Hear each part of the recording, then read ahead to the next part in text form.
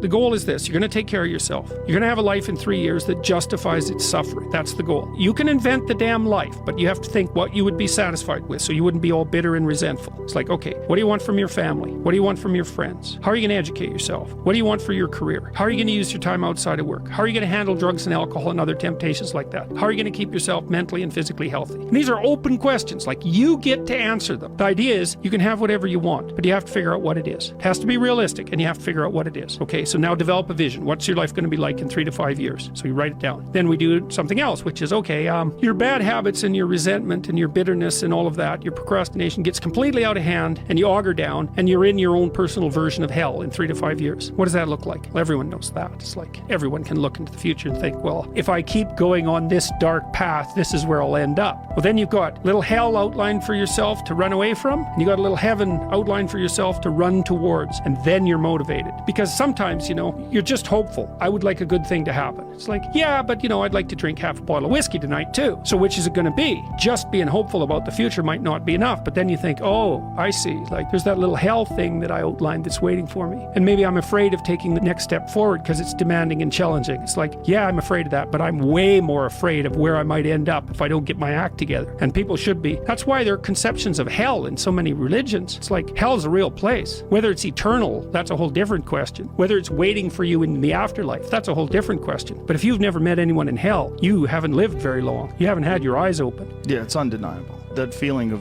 total, complete misery is undeniable. Right? Yeah, especially when it's compounded by the fact that you did it to yourself. Yes. That's the real fun. That's the real fun part. It's like, I'm having a bitch of a time and I richly deserve it.